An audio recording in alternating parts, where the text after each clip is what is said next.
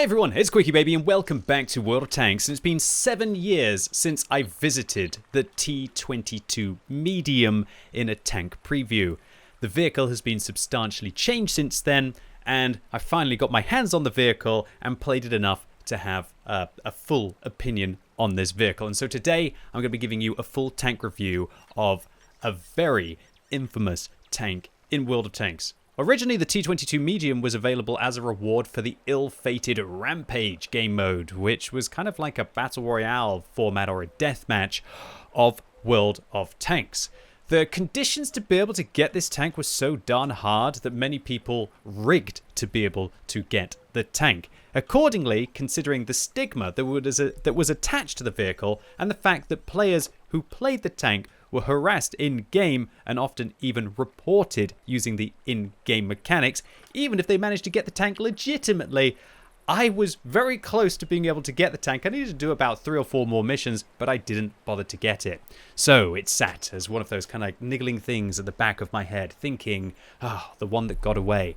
Little did I know that last year, during the black market, Wargaming would put up an auction for the T-22 medium tank, and I got fleeced for 77 million credits. And then I kind of forgot about it in my garage. Up until I found out that Wargaming are releasing it today, or yesterday, as this video is going to be coming out after the Kirovets review.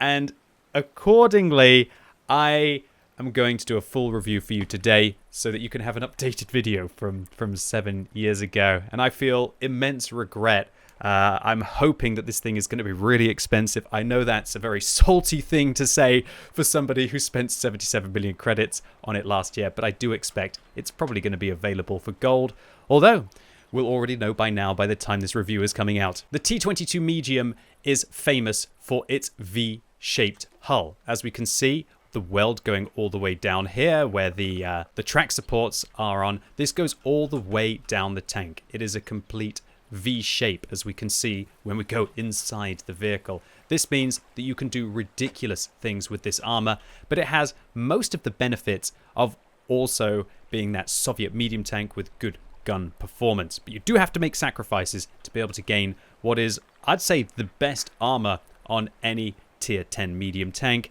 apart from arguably the 430U in some situations. If that sounds like the vehicle for you, hang around. I got gameplay coming right up to show you what this thing's capabilities are. But firstly, let's compare it to some of its competition. So immediately we notice that the T-22 medium tank has lacking damage per minute compared to the Object 140 and the Object 907. And considering it gets the same 100mm caliber gun as those two vehicles, it doesn't compare to the 430U, as that vehicle is packing 440 alpha damage with its 122mm. Accordingly, I would say that the T-22 medium actually has the worst gun in this comparison of any of the tier 10 Soviet medium tanks. That's not a good start for the vehicle with regards to its firepower. Fortunately, just because it's got the worst gun of a class of tanks that are infamous for their firepower, you've still got very decent APCR runs with 1,535 meters a second shell velocity, full-blooded 330 penetration high explosive anti-tank rounds, and you got some good HE damage to boot, which can come in very handy for switching out and taking on those lightly armored tanks. Now let's move on to the gun handling of the T-22 medium, and yeah, it's not really great news for this tank. 2.1 seconds aim time is better than the 430U but worse than the 907. 0.38 accuracy is worse than the 140 and the 907, but at least it's better than the 430U. But I can tell you, this tank trolls at decent distances. It is not a sniper, and if you expect to be one in this tank, you are going to regret it. It has one of the worst accuracies of any of the tier 10 medium tanks, and this vehicle does not perform very well at decent distances. So the gun handling on this tank is not great. 0.12 is right on the cusp of where I would definitely recommend using vertical stabilizers on this tank, even for a turbo lover out there like me. On the Object 140, however, you probably can get away without using vert stabs, as it is literally 1/3 better than the T-22 medium, and it's very comparable to the Object 907, but it does have 20% worse dispersion when turning the turret. It is a little bit better than the 430U, but remember that thing's got a big caliber gun, and you're not having to stop nearly as much as you are in the T-22 medium to make those shots count. Gun depression wise, 5 degrees is very disappointing compared to the Object 140 now, and I'd say that the only thing that has worse gun handling in this comparison is the 430U, and even, you know, that little sprinkling on top of the 907's firepower with that whopping DPM increase definitely makes it the more attractive vehicle. Now onto the mobility, and the T-22 medium tank is very similar to the 140 and the 907 with regards to its top speed, weight, and reverse speed, but it gets a stonking power to weight ratio of 22 and still very decent ground resistances as well. That makes this thing an incredibly nimble tank. The main thing that you can focus on here is this key statistic that Tanks GG provides, and that is effective speed. And we can see on soft, the T-22 medium, because of its great ground resistances and importantly its stonking power to weight ratio, is actually able to go at 53.6, nearly its top speed even on soft, whereas vehicles like the 140 are limited to 41, the 430 is limited to 33, and the 907 is limited to 43.6. That should really give you an indication of how magnificent this vehicle is with regards to its not traverse speeds, but to its all-round kind of like acceleration. And this can be very nice in close quarters combat. However, the tank's traverse speed, its base traverse, is 40, which actually makes it one of the least nimble mediums. And I would suggest perhaps even making the ammo rack and the gun penalty on this tank worse with the field modifications. But I'm getting ahead of myself. I'm going to be talking about that in a second. But definitely the T-22 is a bit of a mixed bag with regards to its mobility. Fantastic acceleration, bombing it even upslope, and great power even on your soft, but that tank traverse definitely holds it back from being able to re-engage tanks, unlike the 140 and its other competitors. Now let's talk about the armor on this tank, and you'd look at the hull armor and you'd think that it's the worst in this comparison, but boy would you be wrong. And that's because the T-22 medium, as I highlighted, has this ridiculous V-shaped hull that goes all the way along, a lot like on the Object 257 heavy tank. This means that you can over-angle the vehicle and look how far you can over-angle it before your opponents start to be able to hit you. That is absolutely ridiculous, boys and girls, how much you can over-angle this tank. What this also means is that if you're a cheeky scoundrel in a T-22 medium and you reverse side scrape using this tank, you can actually manage to have impenetrable armor when you are reverse side scraping. My trusty calculator, imagine this is the corner that you're going behind. That makes it very tricky for your opponents to be able to engage you. So what is the solution to this ridiculous T-22 medium tank armor? Well, it begins with an H and ends with a T. Yes, it's heat. If you load heat, the vehicle cannot angle nearly as much against you. We can see where the APCR rounds would bounce off until about here. Heat would actually be able to go through this tank up to an angle of about this. And so if you are engaging these tanks and they try to do this cheeky over-angling shenanigans, fire high explosive anti-tank rounds at it. Or alternatively, if you don't have high explosive anti-tank rounds, if you've only got AP, if a T-22 medium tank is doing silly stuff like this, don't get baited into the lower plate. Don't get baited into the side armor. Shoot it in the upper hull. That is where you can annihilate it. And the T-22's armor is an absolute troll, especially when it's bombing it back and forth, wiggling left and right. It's a very tricky thing to be able to deal with. A mention should be made to the fact that its turret armor is pretty good, but it does have its drawbacks to the left and to the right of the gun. And also, the top of the tank is 50mm thick, so you can overmatch it with 152mm caliber guns if you have those big old slapper tanks. Unfortunately, the vehicle's durability is quite low with regards to its hit points of 1,900, and it's definitely an advantage of the 907 there. And also that 907 has pretty darn good angled armor as well, but it's not impenetrable from the side in the same way that the T-22 medium tank is. Camo rating wise, the T-22 medium falls slightly behind its competitors here, but at least it's got 400 meters view range so it can spot its opponents at decent distances. Field mods wise, I played this tank a huge amount yesterday, and finally I managed to get my 6th field mod on this vehicle, and I'll be taking the scouting slot so I can also use a commander's vision system on some maps. But let's talk about all of the field mods that I would like to use on this tank. Firstly, this is a real tricky one to decide on this tank. I'd say for all of you pay-to-win players out there with incredibly good crews, with clutch braking, with off-road driving, with a premium consumable, I'd probably go with the penalty, the reduction to the ammo rack and the gun. However, if you don't have all of those advantages, if you don't have an incredibly good crew, I would probably recommend to go for the light alloy mounting points instead. And while that's going to make you more vulnerable when you're ammo-ranked, and it's going to make your gun less accurate when it's damaged, you will gain traverse speed, and it can help you to be able to keep your armor angled to your opponents, which, as I showed in the armor model, is one of the most important things you can do. I'm going to take the improved accuracy on this tank, and you can clearly see I don't know where to point when I'm on the other side of the screen, because this vehicle is horrendously inaccurate, and this significantly helps. I can get to 0.32 accuracy on this tank by using vents, premium consumable, using the mod, and having brothers in arms as well. I'm going to improve the concealment on this tank because I like to be a very aggressive player with my wide sweeping plays, and I quite often like to use my tank's camo rating to be able to avoid getting detected in the first place. With this field mod, I am packing nearly 30% concealment while I'm driving along without using any boosters with regards to my equipment or directives. And if you want to, well, you can only imagine what you can do. However, if you don't really care about your camo rating, you could go for the extra reverse speed here and the suspension repair speed, especially if you're not using a premium repair kit, as by taking the camo, you're going to make yourself quite vulnerable to being tracked. But then again, with this tank, they can't really track you and damage you unless they've really got your side and are probably firing heat as well. So what have you really got to lose when you are tracked? Only that you can't maybe chase your opponent, or that you can't get out of the rest of the team that's trying to chase you up.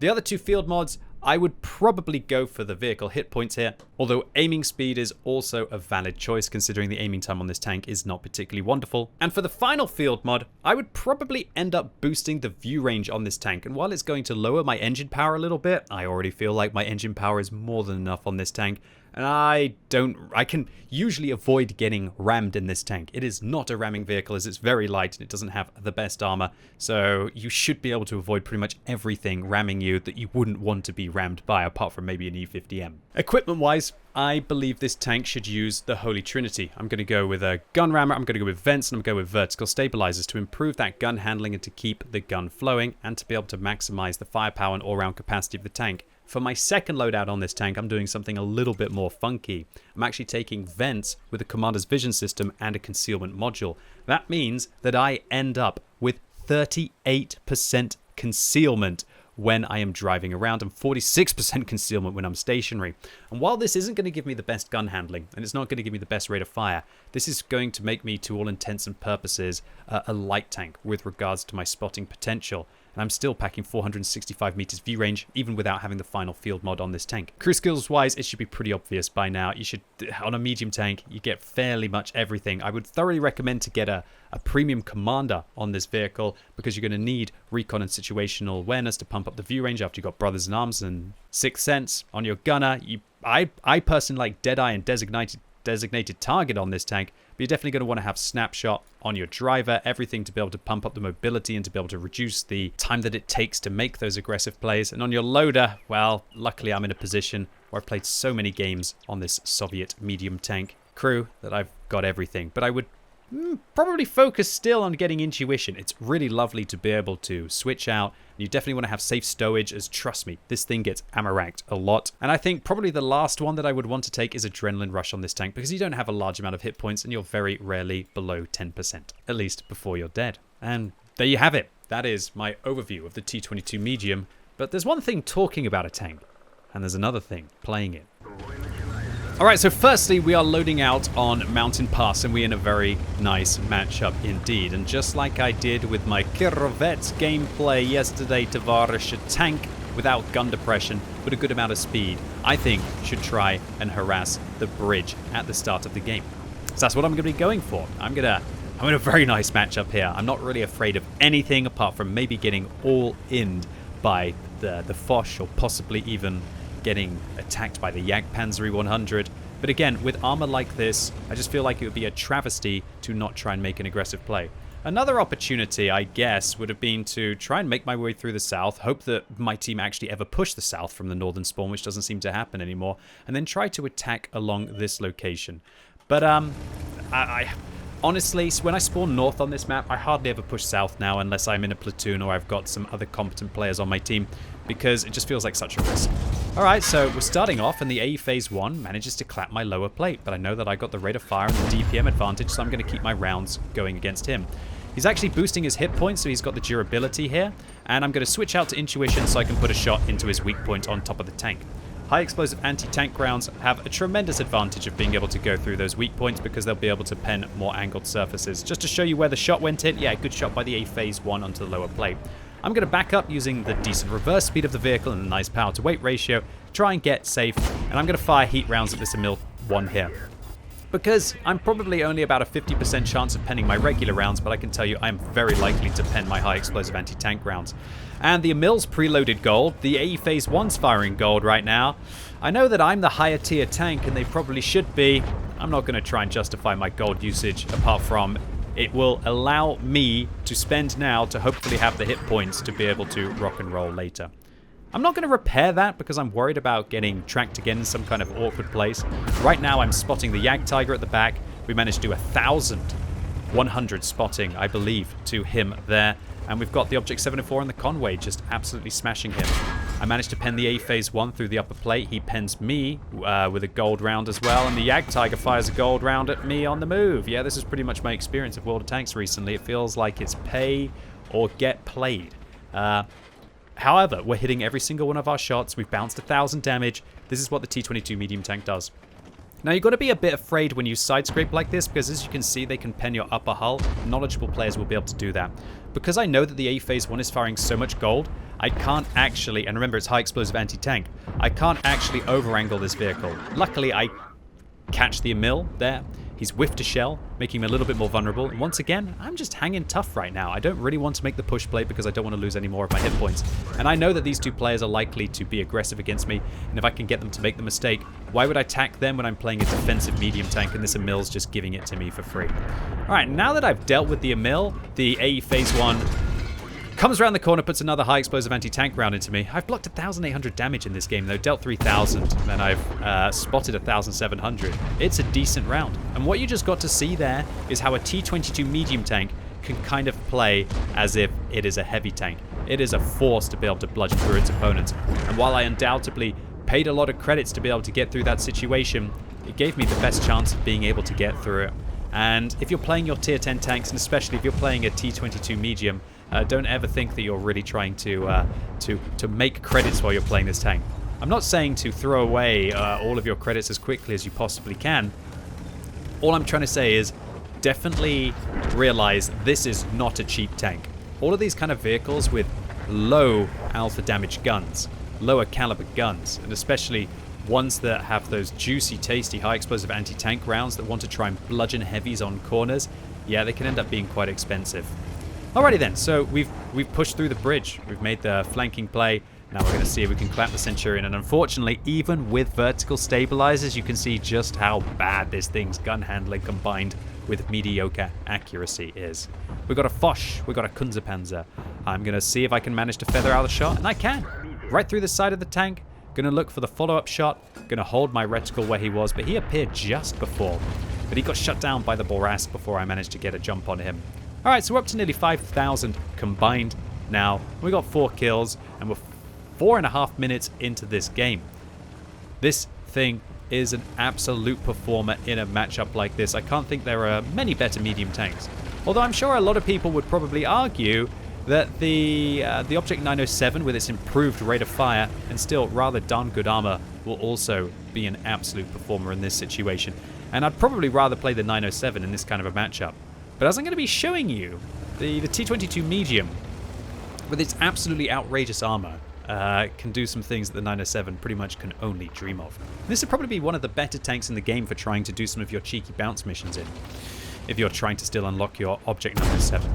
So we fire a high explosive round into the SU for 400. We're going to follow it up with another high explosive round for another 429.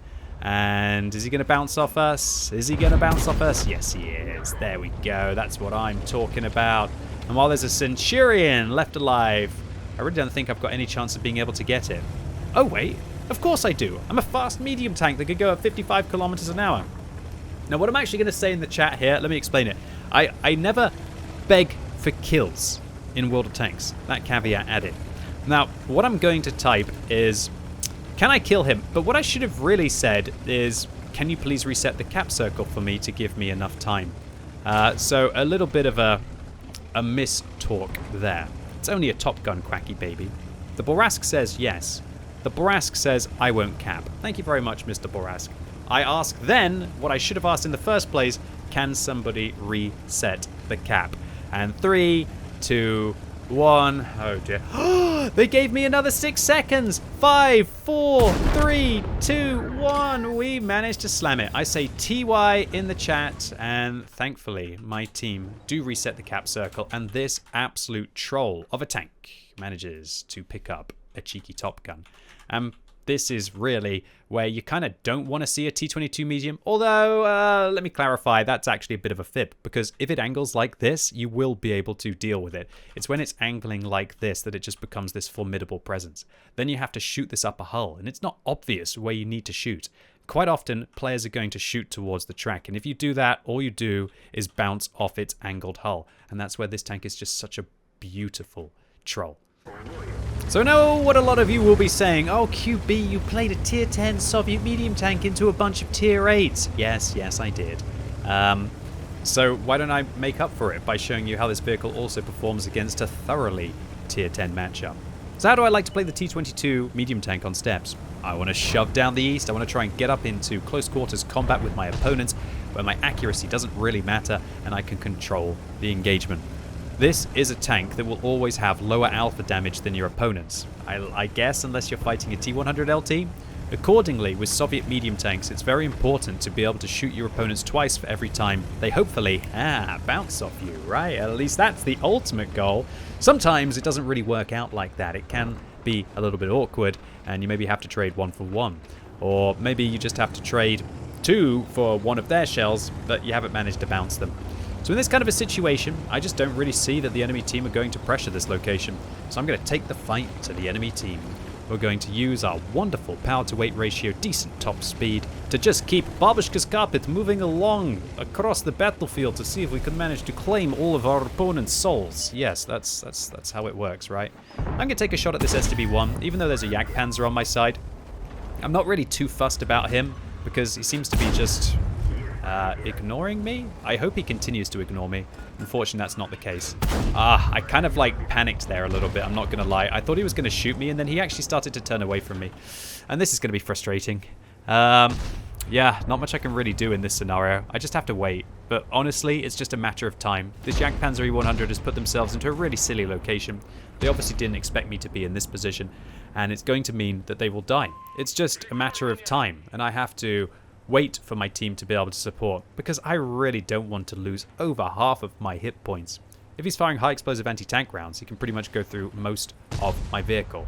But as this vehicle does have 80mm of side armor, if he's firing armor-piercing rounds, he will still ricochet off the side of my armor in a lot of scenarios. So now that I've waited for him to be able to make that play, I'm going to try and get in a tracking shot. I crit him, but I don't manage to take the tracks off. Either he's got the field mods, or I just managed to miss that front axle. However, job done. We used our mobility to be able to get a cross-play against the Jagdpanzer E100. Now we're going to use our cheeky Soviet gun to be able to grind out this T-110E3. Couple of nice rounds, uses their repair kit. I'm probably going to switch to a high explosive anti-tank round. No, I'm not. Wow, I'm just going to fire the AP round and then start loading the high explosive anti-tank round. And the sizzle to the lower plate of the American tank destroyer. And this is where the accuracy shows its ugly head. This is where you're just doing damage, man. This is where Soviet medium tanks with their turrets just put so much pressure on their opponents. And if you can find a plate that you're able to pen, that's exactly what you should do. All right, so there we go. My arch nemesis, the Object 907, right? A Clan Wars reward tank versus the vehicle, which you should be able to get. I don't know how easily it's going to be able to get in the caravan. But the one that just is more expensive, I guess, for the whales. And that was actually pretty cool. I believe I set the 907 on fire, roasting them to a crisp. Okay, so now that I've dealt with the 907, I'm going to use my camera rating to make a sweeping play in to make sure there's nobody doing silly business in the corner. The last thing that I want to do is drive out and then find the, I don't know, the Kranvang sitting up in that bush line. So you need to secure your flanks. Secure your flanks, and then after you've secured your flanks, then you can go for the meat on the enemy team, right? You got to do the proper preparation. If I was just to dive in head first, I'd probably be absolutely slapped from the south of this map, and I'm not going to leave that opportunity to the enemy team. So I'm not spotting this Super Conqueror, I'm not spotting this Grand Vang, but that doesn't mean that I can't deal damage to them. I'm trying to think about what I should shoot. Should I shoot the Super Conqueror or the Grand Vang in this situation? And this is where improving the accuracy of the tank with vents, I like to do, but I know not everybody likes vents. Improving the accuracy of the tank with your field mod, improving the accuracy of your tank with the Brothers in Arms, and definitely as somebody who plays on their free-to-play account but never uses premium consumables, using that premium consumable just pays dividends. Because I managed to just trash that Super Conqueror for at least 1,000, if not 1,200 damage there. But now he's actually managing to hide most of his lower plate. I'm not going to be able to catch him. So I decide in this situation, I got to shove through. Fortunately, don't manage to catch the shell against the SW1 there. Definitely would not use a turbo on this tank, by the way, ladies and gents, boys and girls. Honestly, if you put a turbo on this tank, I think you're just trolling. And that's coming from somebody who loves to use turbos, right? I feel like 55 kilometers an hour is the sweet spot in World of Tanks. It means there are very few vehicles, at least dangerous ones, that are going to be able to chase you. And this vehicle, if you don't improve the gun handling, is going to just absolutely maim you. Unless you're somebody who wants to just only fight in close quarters combat, then perhaps you can be able to get away with it. So in this situation, I'm not spotted. I can go up into the bushes. Nice shot by the Super Conqueror there. Nearly got me, but luckily my not thick, but well-angled derpy Soviet armor protects me, and we put a shot into the SW1 and get a little bit of spotting against the Jagdpanzer 100 to measure.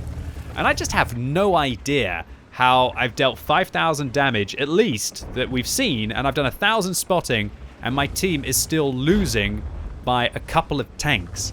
And by, well, now it's actually looking a little bit better. Oh no, I opened my mouth. Now 5,000 hit points. That is absolutely savage. We've pretty much got 2/3 of the hit points the enemy team has. All I can hope is that the 60 TP Super Conqueror and VZ55, which we haven't had in render distance recently, is actually fairly low on hit points, because that's all I can do. Now you're seeing the awkwardness of only having 5 degrees of gun depression. Horrible in this scenario. I have to really expose my tank more than I would ever want to.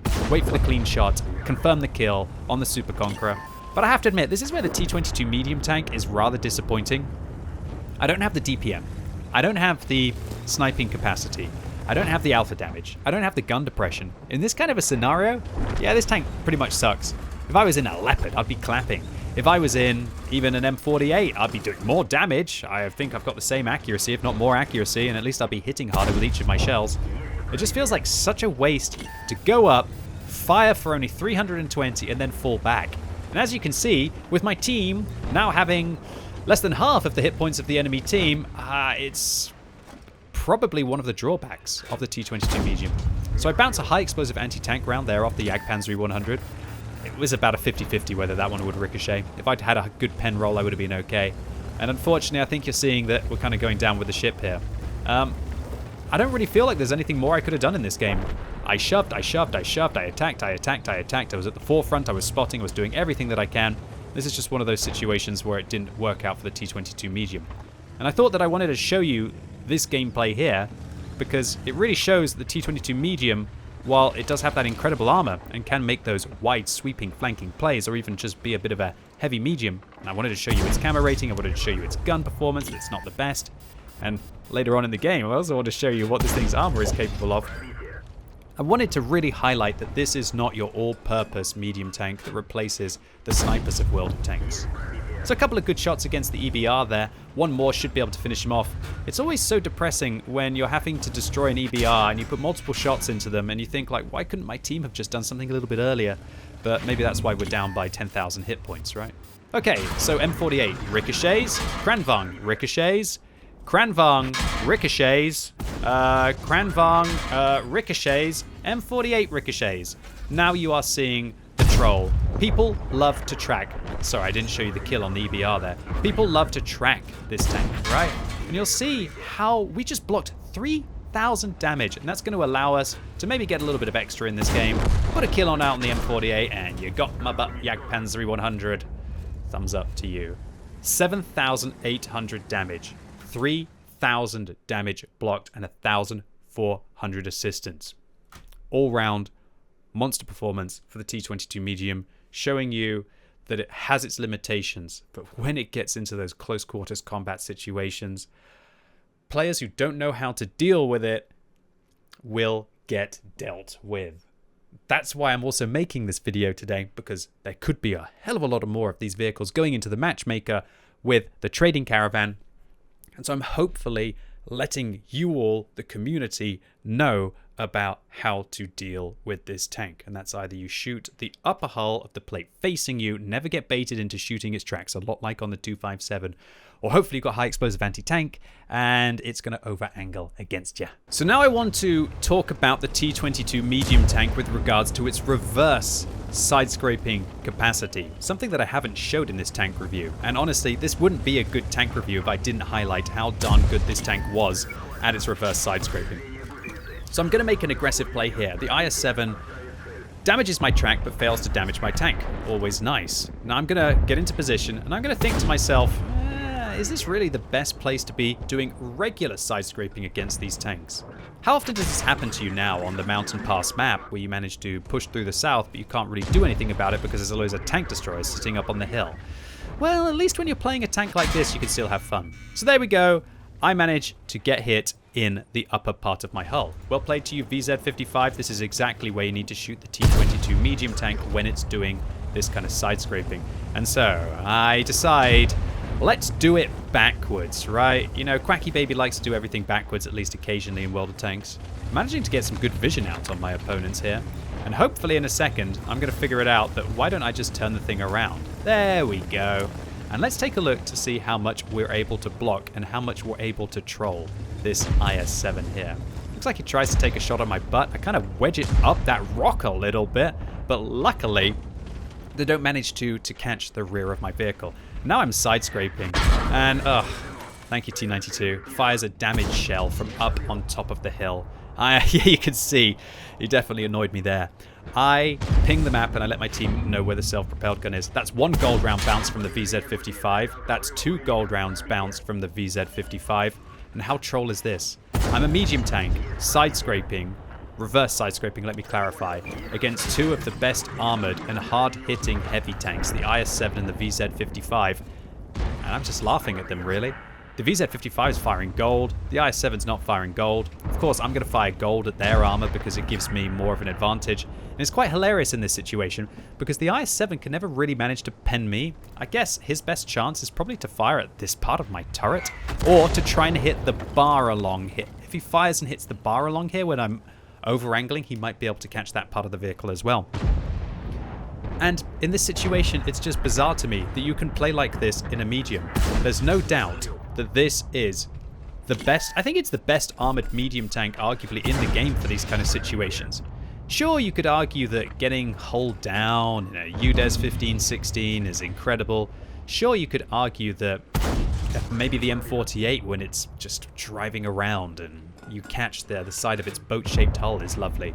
Or an E50M if your opponents aren't managing to slap the top of your turret with high explosive anti-tank rounds. Well, not the top, but the cheeks of the turret of the E50M. What are you talking about, QuickyBabs? But in this kind of a situation, I really wanted to highlight that this is a tool in the T-22's arsenal. The fact that unlike so many other medium tanks, it can do something oh so stupid here. We've blocked 3,000 damage. We haven't dealt the most damage so far. Let's speed the replay up a little bit. I'm just trolling this IS-7 right now, and I know that my team are going to be able to push through the other flank. I get 1 round into the IS-7. I derp a shell onto the ridge line there. Hopefully we're going to get another round into the IS-7 here. How much are we going to block before the end of this battle? Let's take a look. Pop out around the corner, shoot the Leopard, have good power to weight ratio, blind fire the Leopard, and now hopefully we can go in, kill another Leopard, and then use our power to weight to try and pound it towards our opponents. And here we go, WZ-113GFT. A good player has already turned. We clutch shot their tracks. Now I'm going to try and get into position, and hopefully we're going to track them again. They're clearly using field mods, however, so we can't track them. But we just bounced 395 penetration high explosive anti-tank round. And this is the T-22 in a nutshell. A derpy tank, a close quarters combat vehicle with a complete troll armor layout. And if the vehicle's gun capacity was better, like it used to be back in the day, it would probably be the most broken medium tank in the game. But there's enough to not enjoy about this tank to mean, is it some crazy overpowered vehicle? Well, kind of, in a way. But there's definitely enough still to not enjoy about this tank with the gun performance that significantly holds it back from being just another Object 279E of tier 10. With this kind of tank, it's really hard to gauge its performance because, as we can see, it's averaging a 52% win rate in the last 30 days on the European server with 1,900 average damage. That is significantly lower than the 907, but also keep in mind that this thing was just bought by all of the whales who had enough credits to be able to afford it, while the 907 is a tank that is locked behind a skill wall of playing in Clan Wars. I also think that one thing that allows this tank to be able to do the crazy things that it does is not a lot of people play against them, and not a lot of people have probably, at least for now, watched my tank review, at least recently in the last 7 years. And hopefully, I'm sorry all of you T-22 drivers out there, I'm one of you, the player base will know how to aim better against this tank, and it will troll a lot less players, which is always one of the goals of this channel. So our first game was an ace tanker on Mountain Pass. We dealt 5,000 damage, 2,000 assistance, and picked up 6 kills. Thank you very much to, I believe, the Super Conqueror for resetting there. And I would have just broken even if I wasn't using a personal reserves bonus. Second game, we did nearly 3 times as much damage as anyone else on our team combined. Well, not combined, but individually, with 7,800 damage and 1,400 assistance. That game, I would have made profit even without a credit booster, and once again just blocked another casual 3,200 damage. In the final game, we finished top on damage, top on experience, and we managed to block 3,600. With the poor IS-7 on the enemy team firing 7 shots and only penetrating 1 of them. So all in all, the T-22 medium tank, a bit of a troll of tier 10. It's a heavily armored Soviet medium, probably the most heavily armored medium tank in the game in my opinion, but it does come with its drawbacks. You aren't getting that tier 10 medium tank gun performance with regards to its damage per minute, or even with regards to its gun handling. You don't have a flexible gun with its limited 5 degrees of gun depression, and its camo rating, while it's definitely not bad, it's not as good as the other Soviet medium tanks as well. One thing this tank is an enigma, at least currently in World of Tanks. It's very rare. There's only 22,000 of these on the European server that have ever been played. However, with the trading caravan currently in full swing, I have no idea how much Wargaming is going to charge for this thing, and I have no idea how many of them are going to be available. What is the tank worth? What does it mean to you? I can only really gauge how much this tank is worth based on how much people were willing to spend in the Under the Hammer auctions. And I do expect this thing, I reckon there would be 10,000 players on the European server who would line up in a heartbeat to drop 30,000 gold on this tank. That's all I'm going to say. Is it worth it? It's not really got that much of a different gameplay to the other Soviet medium tanks, and I'd probably rather play the Object 140 in a lot of scenarios. But yeah, this one's really enjoyable purely from having the insane armor that will sometimes just forgive you. And to be able to reverse side scrape, yeah, that can really surprise your opponents. Anyway, ladies and gents, boys and girls, that was it for today. Really hope you enjoyed this full tank review on the T-22 medium tank. If you did and you thought the video was useful, give it a thumbs up. If you hated it, give it a thumbs down. And let me know what you think about this tank in the comments down below. Do you think that since the nerfs that happened to it, since its introduction 6-7 years ago, it's now in a balanced position, or do you think that it's just outrageous? And how do you feel about vehicles that literally have diamond-shaped hulls existing in the game? Do you think they should exist? And how do you think about the fact that you can't really track and damage a tank like this at the same time? And as always, thank you so much for watching. You've been epic, and hopefully I'll see you soon.